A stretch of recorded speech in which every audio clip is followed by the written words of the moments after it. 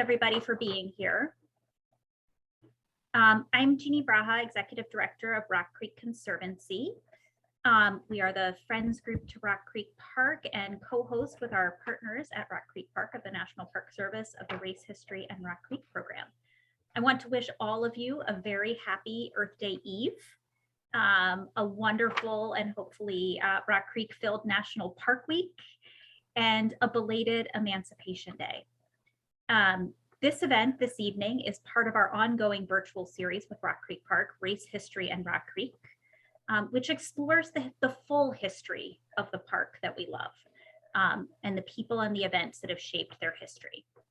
Saturday, April 16th, marked 160 years since 3,100 enslaved people were freed through DC's emancipation law about 9 months prior to the Emancipation Proclamation. The legacy of these emancipated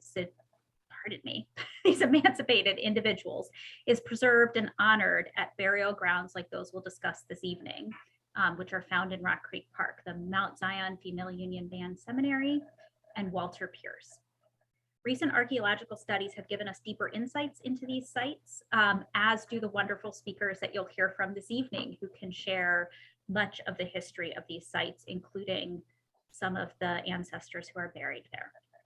We want to give deep thanks to the National Park Service for helping to make these programs possible, as well as to our speakers, who will be introduced in just a moment by our moderator, for their time and expertise for this discussion.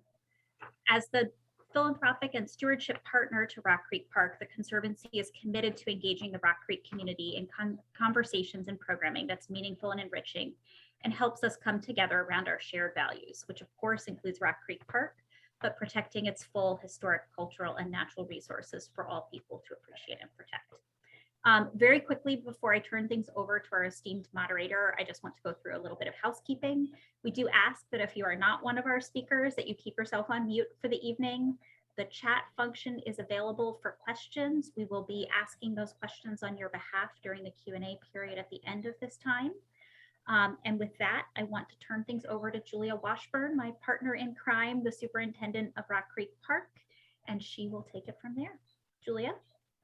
Thank you so much, Jeannie. Thank you to the Rock Creek Conservancy for everything that you do with and for us. You know, I often say the National Park Service can never protect and preserve the natural and cultural resources without the help of stewards, of public citizens like members of the Rock Creek Conservancy. And we're just so grateful for all of your help and all of your work.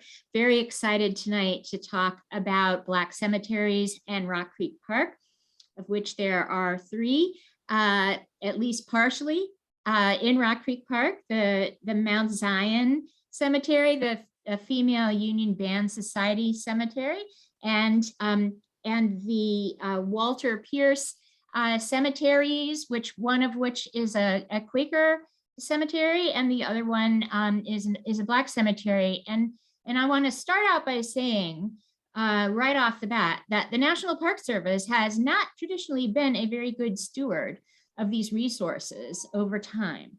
And we're working to change that, and we could not do any change without the help of citizens and nonprofit organizations, such as our speakers that are represented here tonight. So let me introduce them quickly.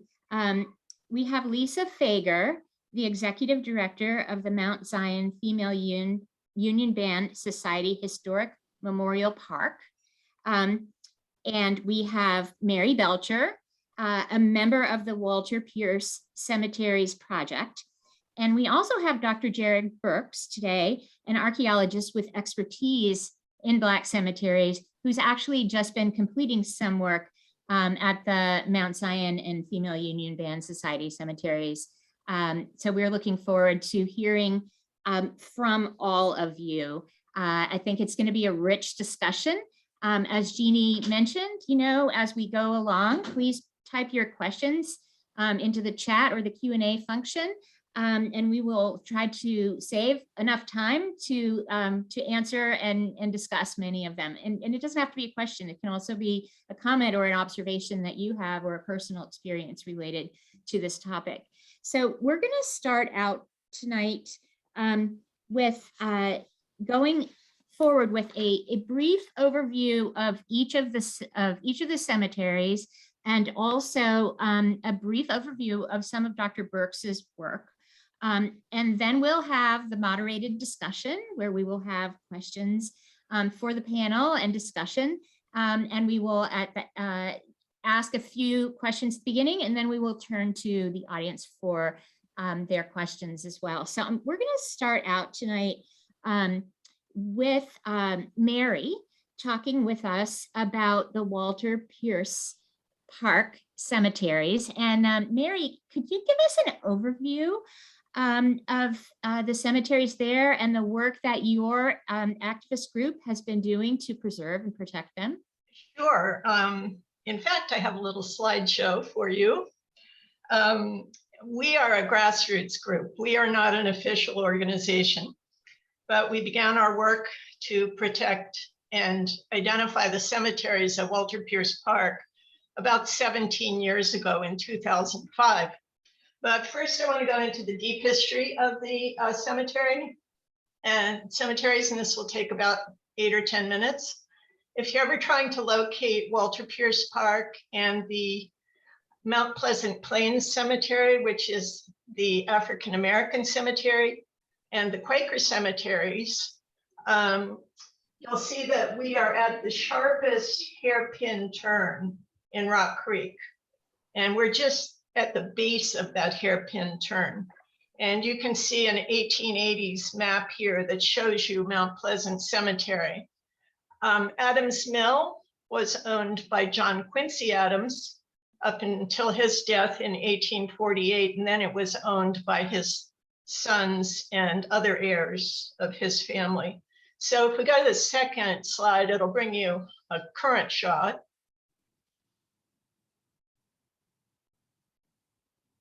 This is Google Earth.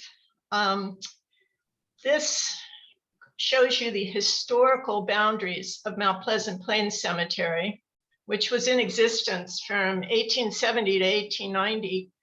And it was about 6.75 acres. The Quaker Cemetery was a little trapezoid, or I forget what the name is. Geometry class was a long time ago. The Quaker Cemetery is down in the bottom right-hand corner of the park.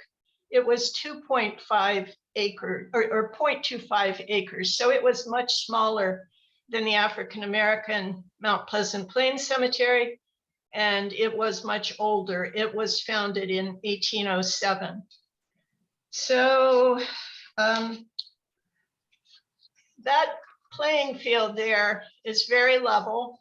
But as Jarrod might go into, at one point, this was much more of a rolling hillside than a flat playing field and a flat dog park. The two stars on this map are the two entry points. It's nestled between Calvert Street, just east of the Duke Ellington Bridge, and the eastern side of the park, you can enter from Adams Mill Road. And yes, that is John Quincy Adams Mill Road. So let's go on to the next slide. And this is really all the points that I'm going to try to cover in these 10 minutes real quickly. It was owned and operated by the Colored Union Benevolent Association, who were a group of activist men. They were free men from very early on in Washington. And by the way, although we celebrate emancipation in the district about 9 months ahead of general emancipation in the southern states, there were always free Black people in Washington, D.C. And by 1860, at the start of the Civil War, 1861, about 4 in every 5 African Americans who lived here in Washington were already free. So by the 1880s, our cemetery, which was a Reconstruction era cemetery, was the busiest Black cemetery in Washington, with 400 to 600 burials a year. Nearly 60% of those buried were children aged 5 and younger. If you survived childhood in those days, a lot of folks went on to live very long lives. Graves were marked with headstones or wooden headboards with painted inscriptions, and they were often decorated with mounds of seashells, broken pottery, glassware, and other objects that would have been meaningful to the deceased. And children's graves were covered with dolls and figurines and other toys. We had very elaborate funerals with dozens of horse-drawn carriages for people who were ministers of the gospel, brass bands, hundreds of mourners, and others were very simple affairs because people could not necessarily afford expensive funerals. And oftentimes the city helped pay for the cost of a coffin or the funeral expenses, which were several dollars, which was a lot of money. The thing to really focus on is who these people were. And in Washington, we've always had a very diverse group of Black working people. It isn't like life in the Deep South where folks were sort of isolated from one another. We've always had a great mix of Black and white people here in this city. But at least 45 of the burials at our cemetery were Civil War soldiers and sailors. We are a National Underground Railroad site because we have a lot of National Underground operatives in our cemetery, including the Edmondson family, who helped orchestrate and tried to benefit from the 1848 escape on the Pearl. Instead, that an operation, which was the largest known operation in US history, went awry. And that is a story in itself that I don't have time to go into. But as I said, the people who are buried in our cemetery worked in all agencies of government. They did all sorts of jobs. They were famous singers. They were maids. They were coach drivers. They were rag pickers. They were bricklayers. They were people who witnessed the events leading up to Lincoln's assassination, and they testified in his trial, in the assassin's trial, rather. They were the Black men who were the first to vote for president. And probably most of the adults in our cemetery were self-emancipated people who left plantations in Virginia and Maryland because the district was really such a place of great promise, great job opportunities, and a place to begin free lives. And it's something, that's really a memory we should cherish. Let's go on to the next slide. Of course, all these people didn't matter much when the zoo tried to buy land from the cemetery in 1890. I call the shape of the original cemetery a happy whale. But slowly the whale got eaten away at. And in 1890, the National Zoo stunned the members of the Colored Union Benevolence Association by asking how much they would be willing to sell their cemetery for. The men voted not to answer the zoo. And the land was taken by eminent domain. It was about 1.7 acres that they thought would be a nice hillside for buffalo. About 1913, the original members of the Colored Union Benevolent Association were dying off. So they sought to close their cemetery and have folks reburied respectfully elsewhere. Oh, by the way, when the National Zoo bought the land, the cemetery was closed to further burials. So that was really putting the cemetery on a downward trajectory at that point. So in any case, the court granted the request, and over the years, the National Park Service, 40 years after the closing of the cemetery, bought a little bit of land, about 1.4 acres on the hillside leading down to Rock Creek, when they were contemplating building the Rock Creek Parkway. And then private developers bought the bulk of the land in 1940. And although all the graves were supposed to have been removed, we were able to document fewer than 500 disinterments from the site. And I don't know if I've mentioned this number, but there were 8,428 folks buried here, at least that number, and probably closer to 9,000 or 10,000. But in any case, construction excavations began for 4 large apartment buildings in 1959, and all hell broke loose. Graves were disrupted, bodies were taken to the morgue. It was a terrible event. In any case, it was a time of disillusion, desecration, and denial. And the denial led all the way up to 2005, by the way. Folks knew this was a cemetery by the late 1900s, but they had no idea how large this cemetery was or who was buried there. You would often hear references in the neighborhood, the Adams Morgan neighborhood, to things like an old colored cemetery, an old slave cemetery. No idea that there were 8,428 burials. So let's go on to the next slide. The Zen-like question this raises is, when does a cemetery stop being a cemetery? In 2005, the city at Walter Pierce Park wanted to build several large gardening terraces that I've always referred to as the hanging gardens of Hammurabi. They were so extensive, they were going to be so large. At that point, a group of us were concerned for no good reason. We didn't have the facts at that point, other than we knew this was a cemetery. We just didn't know anything about it. We said, why is there going to be digging in a known cemetery historically? And I would say we were pretty unreasonable in our behavior. But that's what gets attention. And so we conducted a 9-month, very public argument with the city. We enlisted the help of Howard University, and Howard University is famous for its stepping, and they stepped right up and helped us. And Mark Mack, the biological anthropologist who was a lead scientist, one of the leading scientists at the African Burial Ground in New York, became our scientific leader. So let's go on to the next slide. I'll show you a picture of Mark.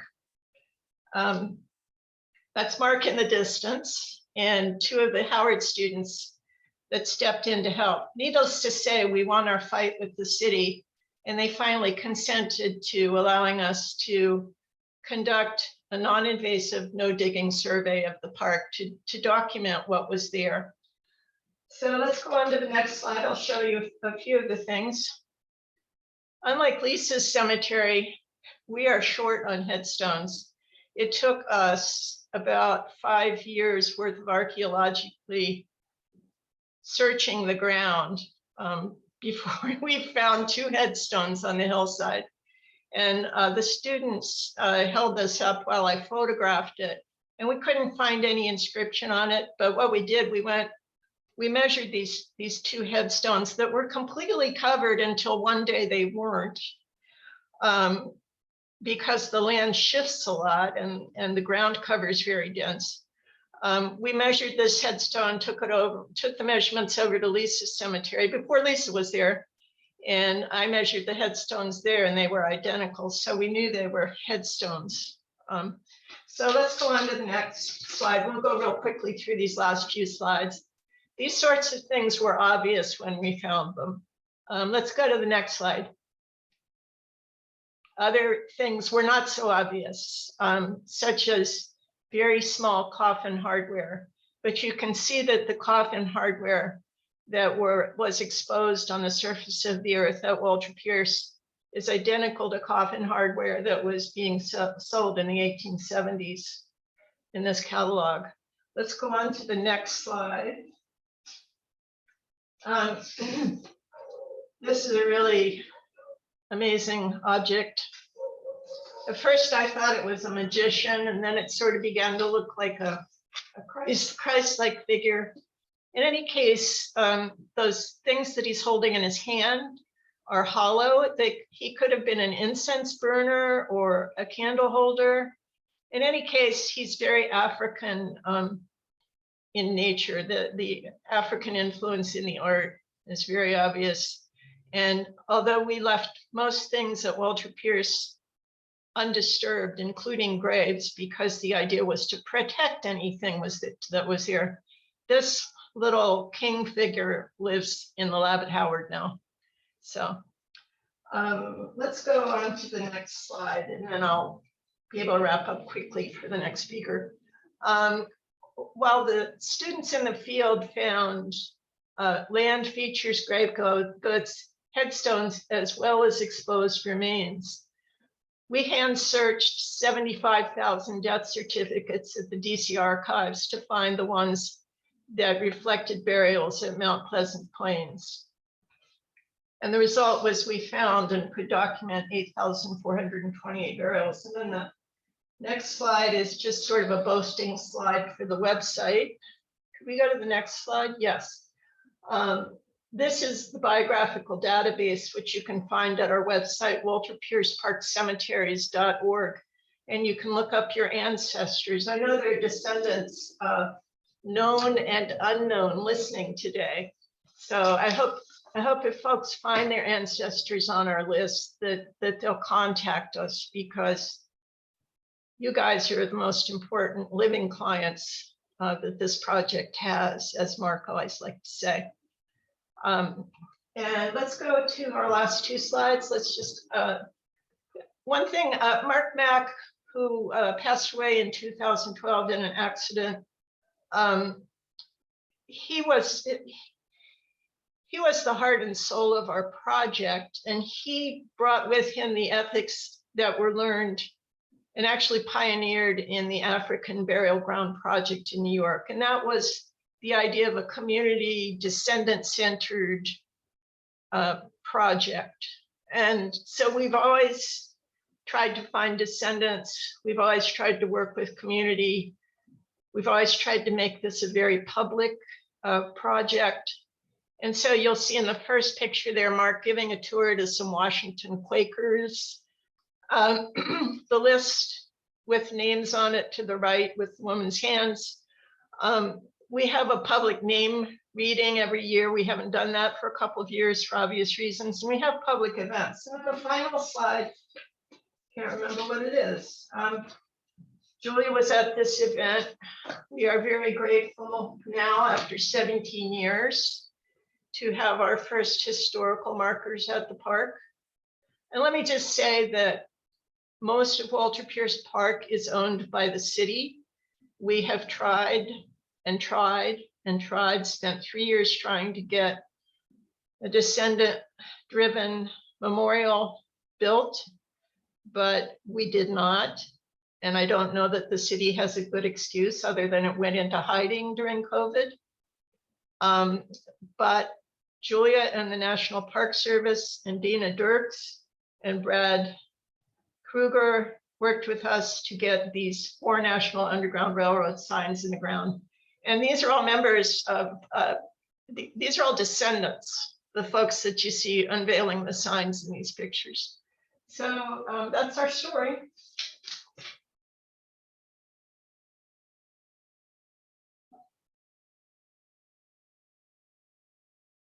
Sorry about being on mute. Thank you so much, Mary.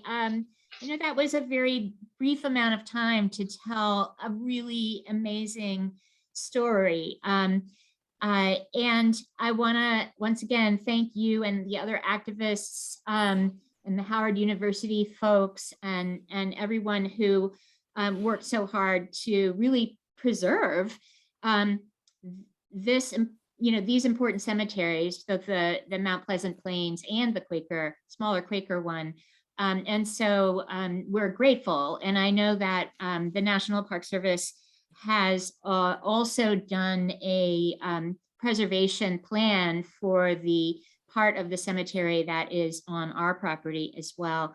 But these are hallowed grounds, and the people who are buried there and their descendants, you know, are very important, as you mentioned, Mary, and we owe it to them to do a very good job stewarding their cemetery. And we haven't seen the preservation plan, Julia, so I hope we get to comment on it. Yeah, well, I didn't know you didn't see it, so we will make sure you see it. Thank you. Yeah, and I think communication, right, is a really key thing Yeah. that we probably all need to, and from my side, I will say we need to improve. But we really do support the work that you've done, and we're very, very pleased with it. Well, I'm grateful. Thanks. Yeah, you're welcome. I am going to now turn it over to Lisa, who is going to tell us about the two cemeteries that she and her organization steward. Please take the microphone, Lisa. Okay, so we're gonna have a video, and so Mary showed slides. I feel like I ought to show some slides, but we're gonna show this 90-second video to give you a real quick overview, and we'll go into the history. I think Elena's.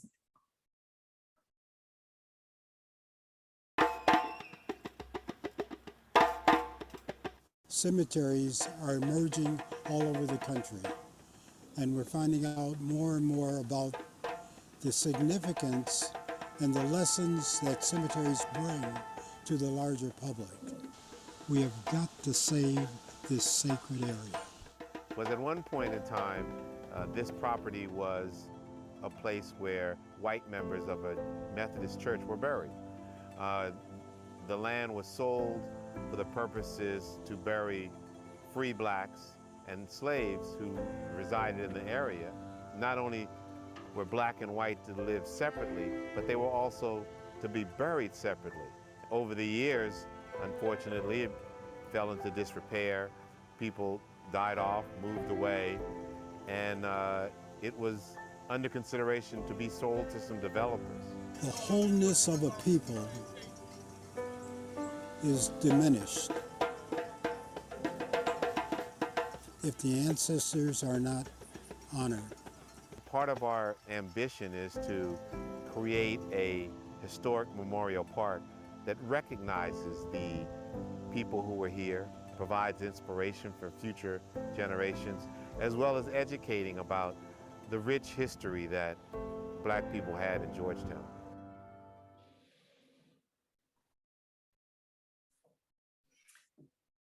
All right, so in doing that, I'm going to share my screen. I hadn't planned to, but I am. If you can give me capabilities, Elena. Thank you. So I'm going to start with this. So you heard in there that the cemeteries began first.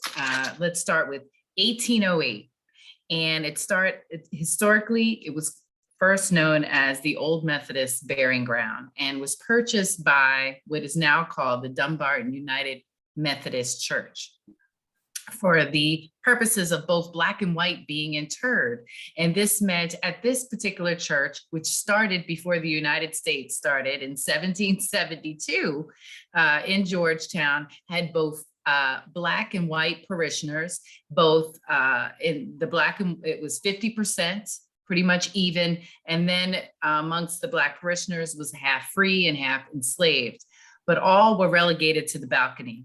And in about 1813, they were like, we're really sick and tired of this, and we'd like to have our own church. And so about 1816, they were given their own church. If anybody knows knows Georgetown, about 27th and P, over by the 7-Eleven, was the original church, which was called the Little Ark, or the Meeting House. And the parishioners continued to share the property and bury members. And then in 1842, which is less known because most of the history of the Mount Zion Cemetery has always been called Mount Zion, but technically it was two cemeteries after that. And the other half was the Female Union Band Society. And in 1842, these women who were free black women, who their constitution started in 1832, purchased land when women, not just Black women, no women could purchase property. And they are today celebrating 180 years of of Black women land ownership, which I'm still looking to see if that is some type of Guinness Book of World Records thing here in DC, if they are the black women who've owned property the longest, and we're still looking at that. So that was in 1842. So these two cemeteries were side by side in 1842. And in 1849, Oak Hill, which many people are familiar with, opened. And that is when the decline of burials in the old Methodist burying ground started happening. And so with that, white parishioners decided to disinter or dig up their relatives and bury them in other white-only cemeteries around the city, including Oak Hill. And this is how Mount Zion became Mount Zion. In about 1879, the parishioners or the church at Dumbarton United Methodist decided that they really weren't using it anymore. We could lease it to the our Black sister church. And they did for 99 years. And so with that being said, most of the white parishioners were disinterred out of the cemetery, but not everybody. There is a handful still there, and there's another story there that we need to examine and tell, and that is of Henry Foxhole, which many people might know from like Foxhole Road, but he was a big guy who had a foundry, made weapons, and he was very adamant about not disinterring his son. And his son, John Foxhole, is still interred in the cemetery, and he actually has a grave marker, which not everybody has, but he does. And so, like I always tell people, that's another story we need to tell. And this is some of what the cemetery used to look like. I told you about the female union band, and you can see the map here that splits the cemetery down, kind of down the middle, all the way down to the water originally. And so just to give you a little bit more about the Female Union Band Society, they were a group of free Black women, as I said, but also Native American. And they were also from all different denominations. They weren't specifically Methodist. We know a lot of them were Catholic. So they were specifically together.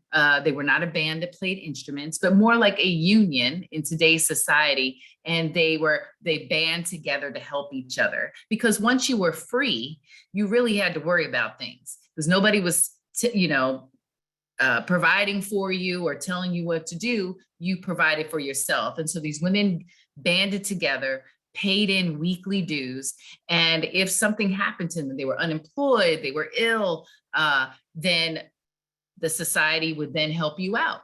There they were, banding together and helping each other out, as they did in the Mount Zion Cemetery. And Mount Zion Church is very well known as being part of the Underground Railroad. Although we don't have the official designation, we have a lot more, we have a lot of evidence and beyond oral history, have written history by William Still, who was an abolitionist in Philadelphia, and who worked with Harriet Tubman.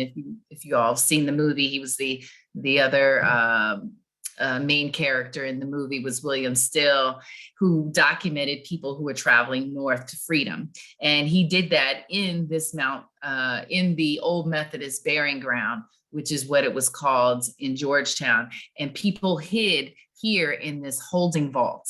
You'll also notice this picture, I think, was taken in 2010, and this picture is taken in 2020, and just the level of erosion that we're suffering from in the cemetery, you can also see. But if you go up to this burial vault as well, and it has been assessed by the Park Service, I believe in the 90s, as having been built prior to 1850, which goes along and proves the whole documentation of being part of the Underground Railroad. And if you walk up to it, you can see fingerprints on some of the handmade marker bricks of the holdings. And I just love to show these pictures of what the cemetery used to look like, so that when people come to the cemetery, they go, oh, whoa, the poor cemetery. But the cemetery looks beautiful compared to what it used to look like. So I need people to know that we're making a lot of progress, because you could not walk into the cemetery. And so it should be poignant and known that Vince DeForest, and I know there's a Professor Amber Wiley who's doing her fellowship at Dumbarton Oaks, is really documenting the Afro-Bicentennial Corporation and what they've done for America and Black historic monuments really around this country. I know that when Vince DeForest was with the Park Service prior to that, he is an architect by trade, and him and his brother went around trying to save historic landmarks that were focused on the accomplishments of African Americans around the country in prepping for the 1976 bicentennial, and finding out before he started, literally, I believe, and Julia, you can quote me if I'm wrong, that literally the Park Service only had 3 African American landmarks in 1974. Three. And so we were one of the first that he saved, him and his brother, as part of the Afro-Bicentennial Corporation. And he did that along with a 5th generation Georgetowner by the name of Neville Waters Jr. And what they had to do is they had to fight for this land, because by 1950s, it was closed down because it looked like this, and many people were left Georgetown for various reasons and policies that were put in place there.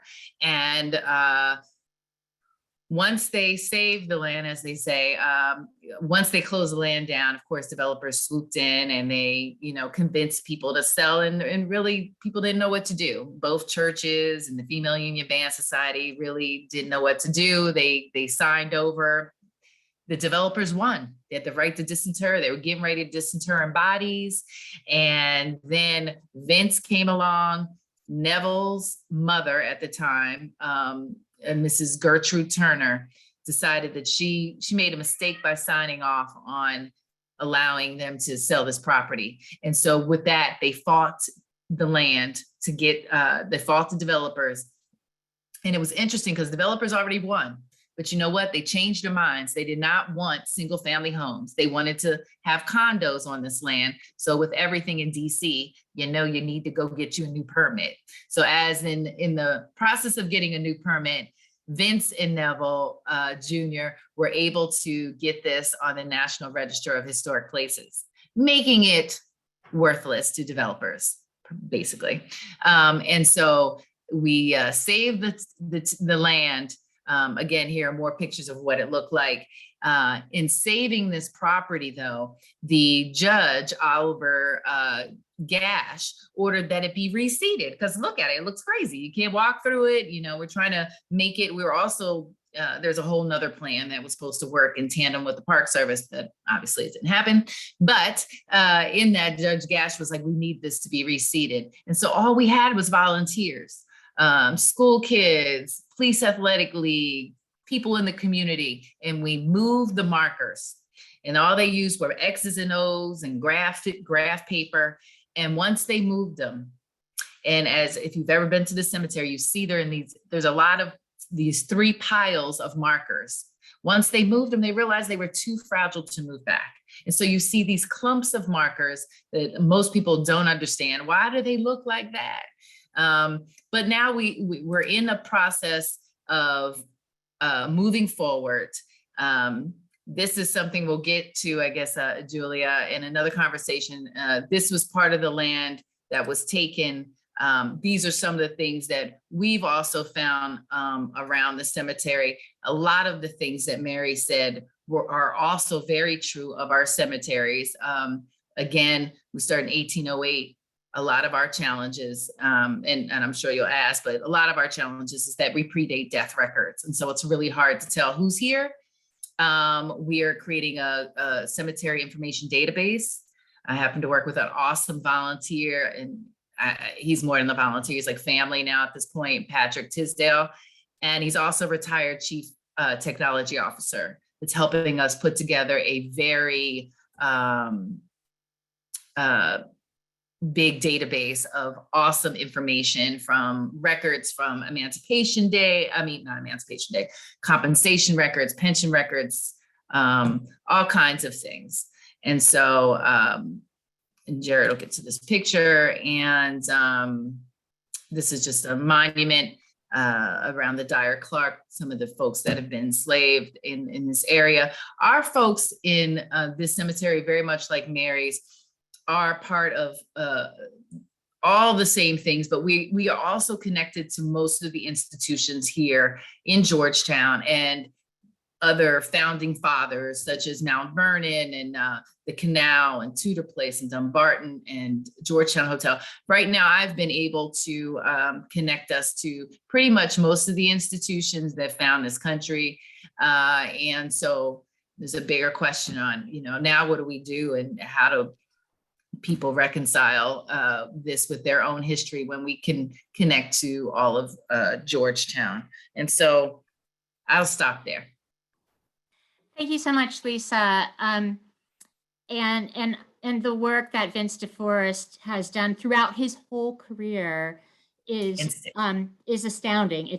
He's absolutely amazing. I remember working with him at the regional office when he was heading the Underground Railroad Network to Freedom and all the work that he was doing then. And but throughout his life, he's been doing amazing things, and we're so grateful. And thank you very much for that fascinating overview. Really appreciate it. We're going to move now to Dr. Burks, Dr. Jarrod Burks, who's going to give us a little bit of overview of some of the archaeological work that he has done around Black cemeteries and how this technology works. Okay, and I'm going to try not to screw up the technology, and I'm going to share my screen. So bear with me here. There we are. Hopefully all you can see me horse-like pushing this crazy contraption. So I'm not from DC. I live in Columbus, Ohio, but we work all over the world. And I have a very unusual job, and that's using these instruments to find things that are invisible to us with our eyes at the surface. So we scan all kinds of sites with these instruments, mostly archaeological in nature, but I spend a lot of time waiting for my PowerPoint slides to advance. There we go. Spend a lot of time in cemeteries. As you can imagine, there are a lot of people who have become lost over the years in myriad settings really all over the world. So we do this in a lot of places. We work in cemeteries that are quite busy and well marked. Others that are in rural settings where there are stones but lots of open spaces where you might wonder, could there be unmarked graves there? And in very, very formal cemeteries like this one, where you would think every single grave would be marked in this military cemetery, but history has a way of leaving graves unmarked. And so even in these really formal controlled settings, graves become unmarked. In our quest to locate folks buried in cemeteries, we rely on lots of different kinds of data. And we often start with maps, and Mary would be very familiar with this map of the cemetery she talked about a little bit ago in the Adams Mill Road area. This is an excellent map from the late 1800s, a topography map that shows buildings and cemeteries and roads and such. So we take maps like this and old aerial photos like this one from the Mount Zion Cemetery area. This one was from the 1950s. And we get these into geographic information systems, or GIS, and try to overlay as much data as we can that we get from archives and museums and libraries before we even get on the ground and do the work with the instruments. A final data set that's pretty cool and has been in the news a lot lately, especially from Central America, is LiDAR data. And this is LiDAR is really just lasers shot at the ground, usually from an airplane. And the lasers are bouncing off everything below them, trees and roads and cars, and you, if you were standing out there when they flew over. And they bounce back up to the airplane where they're received. And in the end, what we get to use is a 3-dimensional data set that we can make maps of the ground. So they're topographic maps, but really, really detailed ones. So this one is of the Mount Zion Cemetery, which is right here. And here is Rock Creek Park and Rock Creek. We'll come back to this area here in a second. So the below ground part is sort of what we specialize in, and that's using these strange looking instruments to try to find things below ground. And you would think that graves would be easy to find because they're holes in the ground and they're right below your feet, but they are some of the most challenging types of features to find, especially in settings like you've seen already in Washington, D.C. These are the 3 main ones we use: an electromagnetic conductivity meter, ground penetrating radar, which you're probably familiar with, at least from seeing it on TV, and a magnetometer. And I'm just going to show you some radar data because this is the most common one. And radar is cool because it makes a 3-dimensional block of data that you can look at from above and slice, kind of like a CAT scan. So imagine this is a CAT scan on the ground. And those red things you see in there, maybe you've already guessed this, these are graves. These are obvious graves. Normally, it's not quite this obvious in a lot of cemeteries. So we've done this kind of work in both places, Walter Pierce Park and at Mount Zion. And we got our start in Walter Pierce Park, and oh, talk about a challenge.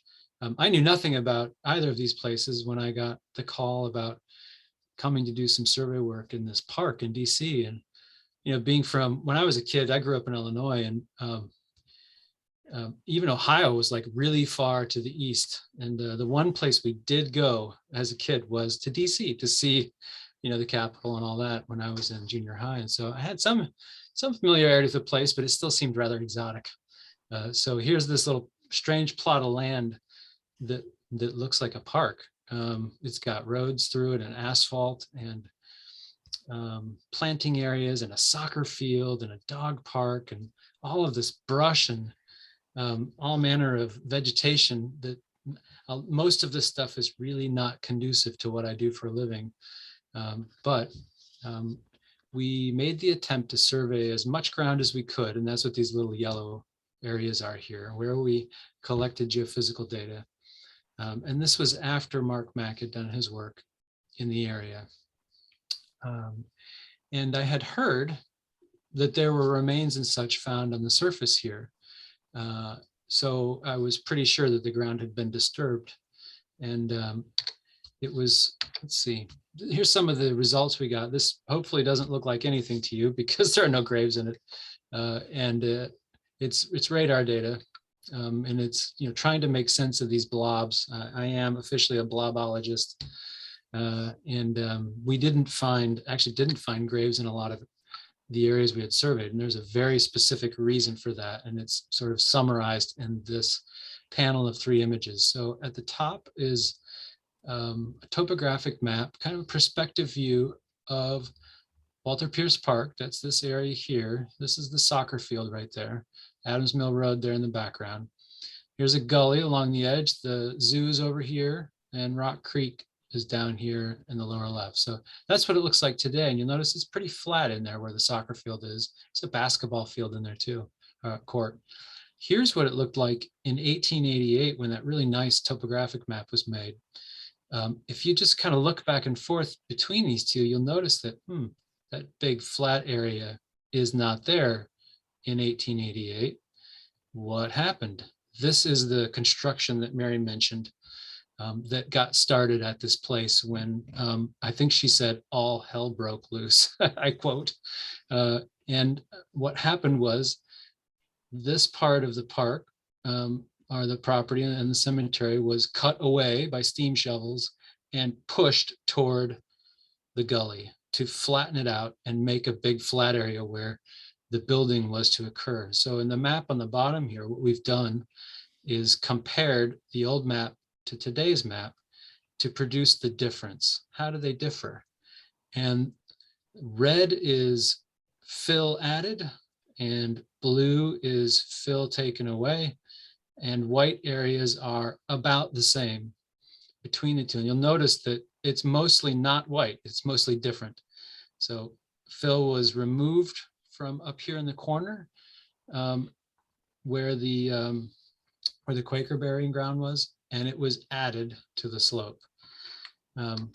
So here's a top-down view of this map. So there's that big red area right in the middle of the park, right here. Here's the soccer field over here. This is the dog walking area. And you'll notice that the dog walking area is sitting on, and this is in meters, up to 9 meters or more of fill. So just multiply that by 3, and we're talking like 30 feet of fill right in this area. So the original ground surface is 30 feet down below this spot. So I knew that our instruments could not detect anything here. That's way too deep. So I paid special attention to the areas that are white and yellow and kind of light green, which would be up here I don't know if you can see that, but it says area 5, and then parts of the soccer field and such. And in fact, we detected what we thought were graves in this area of the park. And that means that they're near surface here. Now, the work that Mary was mentioning with Mark Mack and his students, where they cleared away the vegetation, that was in this sloped area here, close to the northern boundary in particular. They mapped the bits of coffin hardware and headstones and such, and found quite a few of those up here. There were also more found over here on this slope. We detected graves over here, and there was a little bit of excavation over here done by some archaeologists, and they thought they had maybe found some graves. And what it looks like has happened here, and maybe you've already guessed this, is all of the graves that were over here in this part, the southeastern part of the cemetery, have been dug away, and they've been piled over here. And the reason that things keep eroding out of this slope is that it's really just a big pile of jumbled up coffins and human remains. And beneath it is essentially Pompeii. The original cemetery is beneath it intact, but way down there deep in some areas and fairly close to the surface in other areas. So a lot of the people who were buried here are still here, some in place, others in this pile of fill. Some of the fill was taken away in trucks, and maybe Mary can speak to how much of it might have been taken away, but at least some of it was taken away before they stopped on this development work here. But that was the big takeaway for me, that this place is a very challenging place to do my geophysical survey work. Not only is it in a city, but it has been modified an incredible amount. But we were still able to, I think, bring a little bit of clarity to the story, like what's going on here? Are there still graves here? Heck yeah, there's still graves here. And there's a whole lot of disturbed material from graves right at the surface. So tread lightly. Over at Mount Zion, topography is also an important thing because it's along Rock Creek, and Rock Creek is a nice little valley. And here's where the cemetery is, that little bright spot there. And we're now kind of looking south. The flat part of the cemetery that's nicely mowed, and you can visit. Here's the little mausoleum area there. The cemetery extends over this slope, and you can just barely make out some of these lines here. These are terraces that were cut into the slope of the ground, and graves occurred on those as well. And the Rock Creek Trail, multi-use trail, is down here right along the creek. So in this case, we have spent a lot of time surveying up top on the flat part. And this is a map from a recent report we did here. We started in 2018, the yellow work here, and then the red bit there is where we did some work more recently last year. So we've been trying to cover all the flat areas. They're the easiest to get to with the instruments and the most likely to produce useful results. We've also spent a little bit of time documenting marker stones, and I thought I'd show you this one because it's kind of cool. This is a three-dimensional model of one of the standing stones in the cemetery. And I think in this case, we just use a digital SLR, so just a camera. You could use your phone camera too. Took, a couple hundred photographs of this stone and then turned it into a 3D model. Now it looks really cool on a video, but it can also be useful for documentation and research purposes. In this case, with John Ellison's stone, if you were standing over this stone in the upper left here, this is what you'd see. Not much, right? But we took a bunch of photos of it, made a 3D model, and then we took away what we can see and made a topographic map out of it here in the middle. And now with the light at the right angle, you can really see all the letters that are there. You can see that there's some smaller scripture in size there. And then we took it a step further down in the lower left, and we added some shading. And immediately, I think if you look at this, you'll notice that there's another name on this stone. And when you flip that around here, here's what it says, Alfred Johnson. So it looks like this stone may have been used more than once. It may have been turned upside down, another name carved on it, and used a second time. So there's a lot of history out there in those stones that are in those piles. And I'm glad they're still there and are getting some attention now. And someday perhaps they'll all be documented really thoroughly. But it takes time, obviously. So we've done all these geophysical surveys out here, and I'm just going to show you two of the data sets. This is from the magnetometer. So it detects magnetism. It's really good at detecting iron objects. And so that's what all these little black and white things are. They're iron objects that are scattered all over the cemetery. If you've been here, you know that there are iron fences, there's iron railing around some of the plots and graves. So there's a lot of iron stuff out here. And some of it shows us where the graves are, even though you can't see where the graves are at the surface. So the yellow arrows are pointing to individual burial containers like iron coffins or iron vaults that the magnetometer has detected. And so there's a fair number of those. There are some little clusters of small iron things here that kind of occur in clusters there in rows, north-south rows. So this is probably a row of graves right here, at least a row of plot fences or something that are surrounding the burial plots here. So we've used that kind of evidence to start to piece together the layout of the cemetery. And then the last data set I'll show is this one. This is the electromagnetic conductivity meter. And what's really neat in this data set is the arrows are pointing to rows of graves. So this is on the Methodist side of the cemetery. And you can see the whole row of graves, each row of graves here. They're pretty clear in this data set. I mean, this is clear for geophysical survey. It's not quite like TV where, it's like a CAT scan of the ground, but this is a pretty good sign. And what's neat is the rows of graves we see over here on the female Union Band side versus the rows over here, they're oriented slightly differently. So even underground, we can see the difference in the layout of these two cemeteries. And again, we've detected individual containers in here, metallic containers. That's what the blue arrows are. And I want to point out this one in particular, because this one was a bit of a surprise to us when we were doing the radar survey in 2018. I could see this one on my screen on the radar as I was running the machine over it, and it was only like a foot below surface, this container here, whether it's a vault or a coffin. And that tells me that there's been some erosion or ground moving activity in the cemetery. Normally people are buried a bit deeper than that, as you probably know. So there's a lot that's happened to this place as well. Not quite as bad as at Walter Pierce Park, but it's also had a challenging history.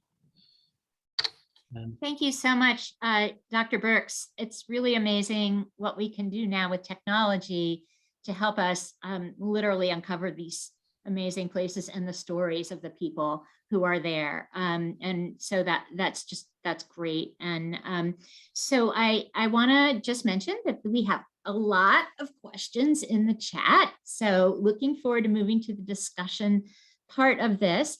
Before I do that, I want to point out that our cultural resources manager and archaeologist, Brad Kruger, placed in the chat the link to the Walter Pierce Cemeteries management plan that I mentioned earlier, that was completed in 2020 and has been sort of on hold due to COVID. But it is in the chat now, and Mary, we would love to meet with you all and talk to you about that plan. So, but it's there for all of you to see if you'd like. And then people have been asking if there's public access to the cemeteries and if they are marked. And the answer is yes. Lisa, would you mention your public access really quick, and then I'll have Mary talk. What does that mean? Can you access it publicly? Like is it open to the public? Can they go? It's open. It's open to the public because we have no fences. But what we'd appreciate, I'd really appreciate no dogs. We do say dogs on leashes because people can go through Rock Creek Park, which we thought was, makes sense to me. But the trail is closed. So at this point, there's no real reason to bring your dog in the cemetery, because I think it's just, personally, it's very offensive to curb your dog in the cemetery when I know you're not going to go over to Oak Hill and do it, right? So, and Rose Park and other places have dog parks, but it is publicly accessed on our website, blackgeorgetown.com. Patrick has put in a lot of like what you need to come visit and what is considered respectful. And so it is a place of respect. It is where our ancestors and are. And we, really would appreciate that. So please come and visit. We also have a QR code that was done by someone who was once a sophomore and I was properly corrected. She is now a senior in high school. And so she created that QR code and you can go and do your own tour. And so we're updating that constantly, but she's done a great job. So please take advantage. Thanks, Lisa. And Mary showed on her map previously where the entrances were and the markers, but could you just say that again really quick, Mary? Sure. If you're driving across Rock Creek at Duke Ellington Bridge heading into the Adams Morgan neighborhood, you'll see a bus turnaround. And that is the Calvert Street entrance to Walter Pierce Park, just east of Duke Ellington Bridge. However, it's sort of a triangular park and it's hidden behind some row houses on Calvert Street. So you can also, if you miss that stop, you can go a little farther, turn left on Adams Mill Road, and you'll see a more formal entrance to the park there from the east from Adams Mill Road. But unlike Lisa's park / cemetery, ours is city owned, and so it's open all the time. It's also very vulnerable to mischief and mayhem. And it has a dog park, as Jarrod described, with graves 30 feet under the ground at that point. And believe me, it's been a struggle with institutions to get noticed, to take care. I'm disappointed to know that there's a preservation plan that we weren't told about, but that's the way it is. And we will now get to read it, I guess. But I'd like the descendants to weigh in first and foremost on how their ancestors' graves are treated. I'm obviously white, so I'm not a biological ancestor of most of the folks buried at Walter Pierce, but I am a cultural ancestor or descendant of theirs. So descendant and ancestor gets a little mixed in our conversations, but we all know what we're talking about. Yes. So I'm a cultural descendant. I'm an ally. So thanks, Mary. And I appreciate your sentiments there, and we'll get together and we can do a descendants community meeting about it as well. So an oversight and that has been a problem, right? Part of the issue has been oversight after oversight after oversight, right? And we need to correct that, and I will do my best as park superintendent to correct that. There was one other quick question about, I mentioned 3 cemeteries, and actually the Mount Zion the Mount Zion Cemetery and the Female Union Band Society Cemetery are actually 2 cemeteries. And so that's why I said 3. So I'm sorry for that confusion. We have so many great questions. I think I'm going to ask Elena and Lindstrom and Jeannie to take some questions from the audience now, since we're a bit over time. So I want to make sure we have time for the audience questions. Thanks, Julia, for that, and to all of our speakers for their wonderful presentations. There was a lot of love in the chat, a lot of Howard University representatives, a lot of fans of Professor Mack, and a lot of fans of all of you. I'll lead with a question that's near and dear to my heart as the executive director of a nonprofit, which I'm going to combine 2. One is, how is the work of preserving these places and your organizations, Lisa and Mary, funded?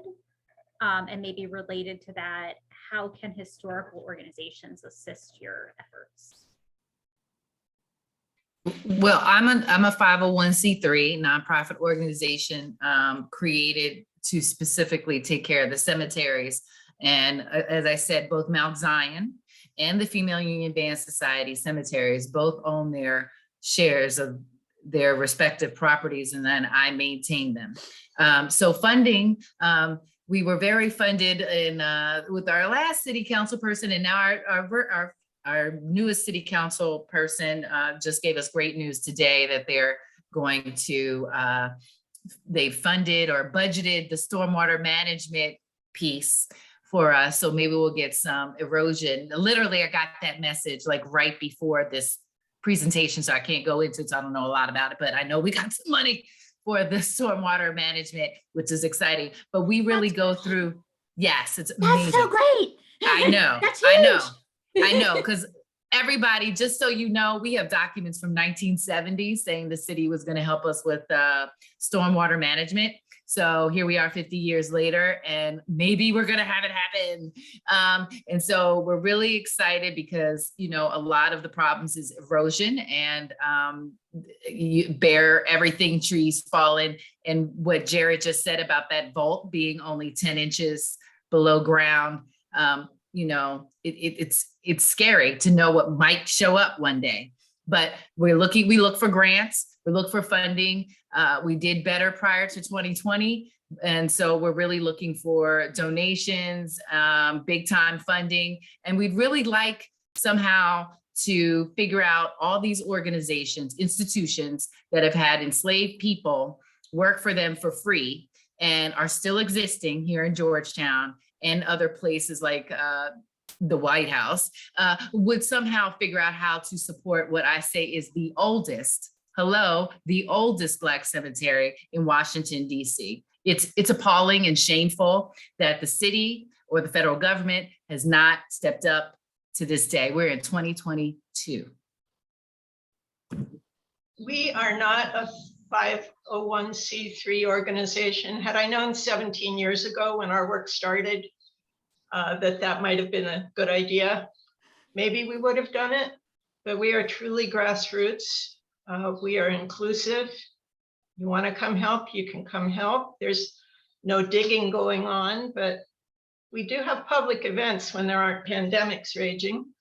And I would invite anyone to go to our website, and you'll find my contact information there, and just send me a note, say you want to be on our mailing list, and I'm happy to put you on. The grants that we have received over the years has been mainly through a nonprofit in the neighborhood called the Kalorama Citizens Association. And we've always worked well with them, and sometimes other nonprofits in the neighborhood. We did get some funding at one point from the city government when our council member was Jim Graham. We haven't gotten any more money since then. But we don't have the same level of organization that Lisa's Mount Zion has. But then again, we don't own our land. It's really city land and National Park Service land. So we're sort of orphans in the storm, I guess, trying to save something that isn't really ours. Okay, thank you. Can we have another question, Elena? For Jeannie? Sure, and I'll just say, Mary, on behalf of Rock Creek Conservancy, we are always happy to work with groups that are interested in supporting Rock Creek Park, you know, with groups that have a specific interest in Rock Creek Park, as long as it's something that corresponds with the park's plan. So where they need a 501c3 to connect with. Great. There was a question about the steep slope in both of, I guess all three of the cemeteries, and whether that was typical of all cemeteries, just Black cemeteries, and if there was any significance to the questioner said that it seemed like it was marginal or maybe undevelopable land, and if that was the reason for the cemeteries being on such steep slopes. In our case, I know you didn't memorize all of our presentations, but in our case, as Jarrod pointed out, ours was a much more gently sloping area at one point. And the Rock Creek side of the park is much more steep and rocky. But we do know from news reports in the 1880s that the cemetery was becoming so dense with graves that terraces were being built on the western end of the park, the Rock Creek end of the park, to open up a little more ground. But the land was not marginal when John Quincy Adams' son, Charles Francis Adams, put it up for sale. It was available. And so I wouldn't call it marginal. Maybe out in the fields of Virginia, the enslaved folks were buried in marginal lands, but ours was a pretty nice little piece of property. I would say the same thing. I mean, the terraces weren't too different from what is in Oak Hill. They have terraces as well. It's just, it wasn't marginal, but even Jarrod might be able to speak more to the general or broad thing around cemeteries. Great. Next question, Jeannie? Okay. There was a question about where the disinterred bodies were moved to. Were they moved to another cemetery, or do we know where they were taken? The deliberately disinterred bodies were moved to other Black cemeteries in the area. Most of those Black cemeteries are now under apartment buildings and roads and otherwise destroyed. But the deliberate disinterment in our case, those disinterments were reburied at Woodlawn Cemetery. Is it over in southeast Washington, which still exists. They were buried in a mass grave there. A lot of the bodies were taken to the city morgue, and I don't know what they did with them when the excavators, the steam shovels came in. I know that the Smithsonian accessioned, as the word is, 14 bodies from the cemeteries. And one of the students on our Howard team at one point tried to locate that within the Smithsonian's holdings, and we were told they were lost, which I don't believe, probably misplaced, but they're there somewhere. Anyway, you can see the level of sort of disgruntlement I have toward the treatment of these remains. And this disenfranchisement of people who worked so hard to become enfranchised in their lives is just really dispiriting. And so, you know, they're strong as spirits, but we have to treat them better. Absolutely. Yes, and I'm just grateful to the people who have done this work, you know, to bring this out for us. And I can make a promise on behalf of Rock Creek Park, maybe not the whole National Park Service, but I can make a promise on behalf of Rock Creek Park that we will do better in terms of consultation and collaboration with community groups and descendant communities, because these ancestors deserve better treatment, and their stories are incredible. You know, Lisa and Mary have both told me amazing stories of the people who are buried there. And Lisa, I wonder if you might just pick one person, just pick one, because we don't have a lot of time, that you might tell us about. Well, so much pressure to pick one, but I'll just say, well, one of the things I will tell you, we predate death records by almost 70 years, right? Or 60 years. Death records started in DC in 1874. So we have a magnitude of people that I'm just starting to learn about, and we're finding other ways. But really one of them that came to mind that I think, just is interesting. Y'all can read about Nanny in the Washington Post, which is a little girl who people leave stuff on, and we don't know if she was free or enslaved, but she died in 1856. But then there's people that we don't have markers for, like a person like William Custis Costin, who was both the grandson and nephew of Martha Washington, our first lady. And those types of connections that are there in the cemetery, where people like Francis Scott Key came to his funeral. And so, these kind of stories, Clement Morgan, the first Black man to graduate from Harvard Law School in undergrad, not him, but his parents are buried there. These stories of people that ran to DC as soon as emancipation happened and threw their kids in school in Dunbar, and were able to then go to Harvard. You understand? Like, these are the stories that Black and white children need to know, that by 1830 in DC, 2/3 of African Americans were free. And so they were working and reading, and they were literate. There wasn't this law in DC that said enslaved people could not read and write. So many of them were literate. And so we need to know more of this. This inspires me, like, despite of all the things that they had to go through, they achieved, and they deserve to be respected now. Well, and these benevolent societies that formed, it was helping each other. It was about building community. And when you're disenfranchised from the bigger, government, et cetera, you have to fend for yourselves. But it was done through collaboration and cooperation. Yes. And they did so much. And they were and despite anybody telling them no, like, I think of Correct. Black women, like, women were told they could not purchase property. These Black women heard no, but they were like, oh yeah, okay, not that way, but we're gonna figure out a way, and we're gonna make it happen. And they did, and they still own that land to this day. And Yeah. so that's the type of inspiration. And then even Henry Logan, who's buried in our cemetery, Mary has a connection. Mary's cemetery has a connection to him. We're like sister cemeteries. And then Mary can tell you more about Henry Logan, who has the largest monument in our cemetery that's standing right now.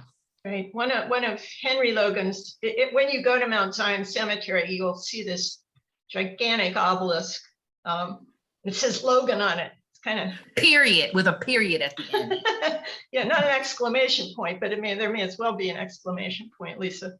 But Henry, one of his descendants was Rayford Logan, who was a really famous Black historian of his day. I think he wrote the Black Biographical Dictionary along with another guy whose name escapes me at the moment. But Henry Logan's, sometimes he's named Loggins, like Loggins in Messina. They were from Prince George's County, and he was manumitted at a very young age. His mother and other members of the Loggins family were freed by their enslaver, who was a man named Hezekiah Wheeler, in Wheeler's will. I think Wheeler Road in Southeast Washington probably is named for Hezekiah Wheeler because it maybe led to his plantation at one point. But Henry Logan, who is buried in Lisa's cemetery, he outlived our cemetery, but he was a leading member of the Colored Union Benevolent Association and was its president in its final days. So, boy, if there's a visible connection, Henry is providing it. And of course, Henry's son-in-law was Franklin Jennings, who was the son of Paul Jennings, the first African-American man allegedly to write a biography, an autobiography of life in the White House.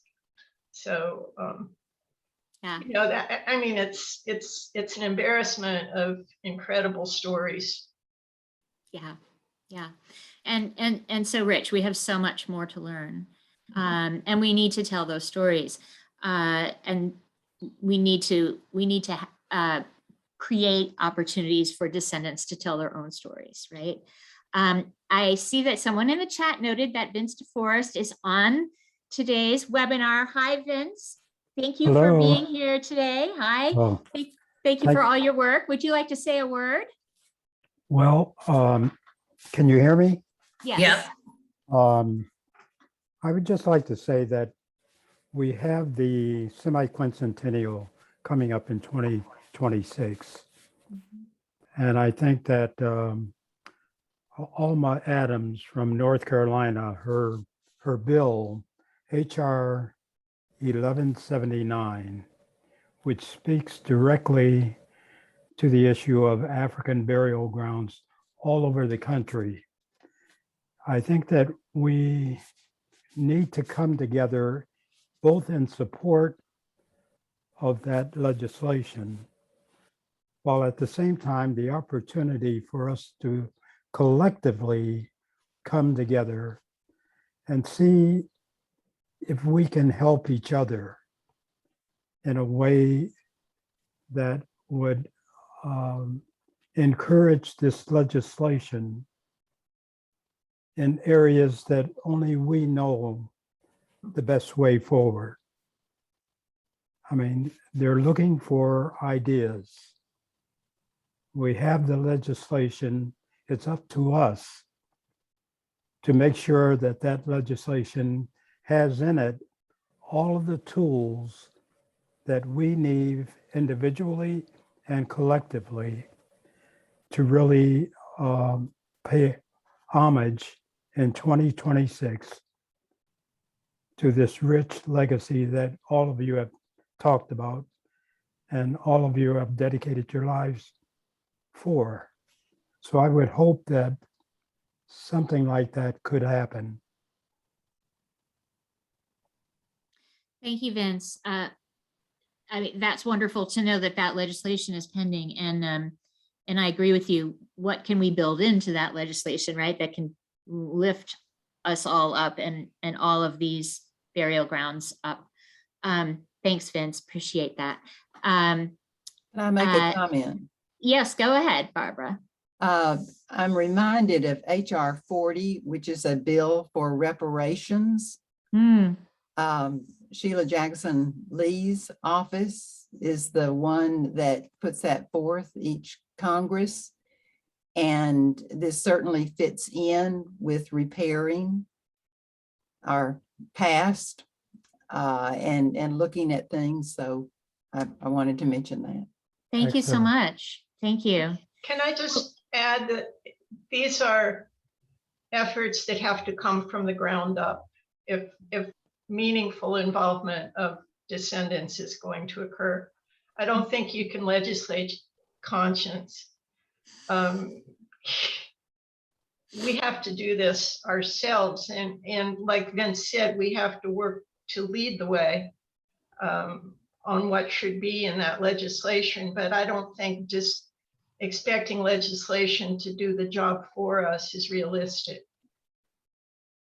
And I think that what Rock Creek Conservancy is doing with this series of lectures on race and Rock Creek Park is incredibly innovative. I don't know if any other park, national park, is doing anything like this. So DC has always been this great melting pot of Black and white advancement. And I think this is just symbolic of that, and I'm really appreciative. So. Well, I'm afraid that we have to wrap up, but I think this conversation could go on for another several hours. But I'm sure everyone needs to eat their dinner soon too. But I want to just mention that Mr. DeForest mentioned the upcoming 250th anniversary of the Declaration of Independence.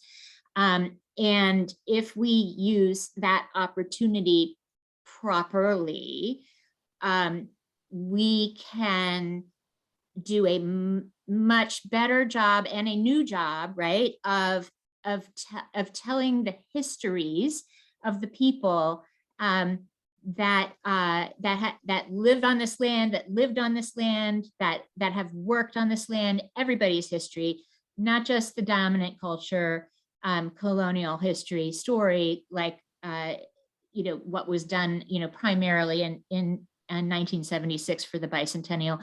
And so we can do that together locally, right? We can put a plan together locally, and we can work on these stories that need to be told, and we can use the park as a venue, right?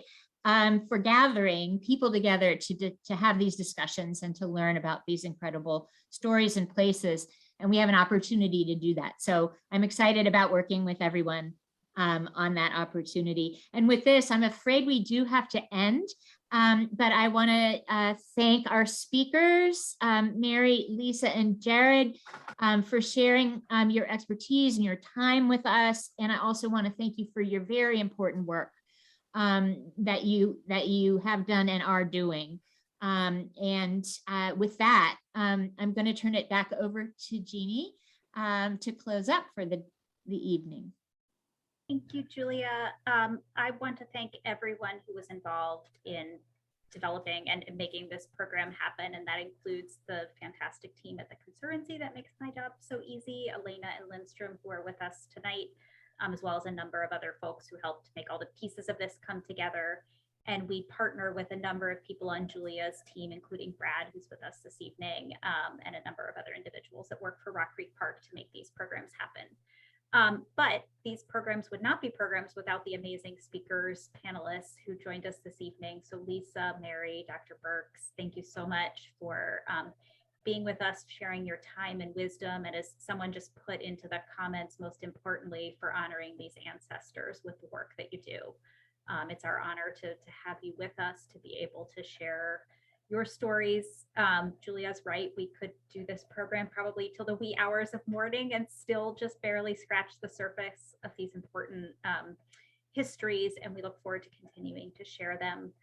There is a tremendous number of resources that are in the chat. Tomorrow, the Conservancy will share a recording of this program, as well as many of those resources as we can capture into an email and get out to all of you. There were a few questions about how to get in touch with panelists. We'll be sure to have a link to your respective organizations' websites. And if people want to contact directly an individual panelist, please reply back to the Conservancy and we'll pass your message along to them so that they can get in touch with you. We are hot on the tail of our next Race History and Rock Creek program, where we're taking a shift and we're looking at the state of diversity in the environmental and conservation field. So we'll be joined by some of the young people who are starting their careers in the field, as well as colleagues from Green 2.0 who study the state of diversity in the environmental sector. So it's sort of looking into the future as we've looked into the past this evening. And we'll have more amazing programs for you in June and then after the summer.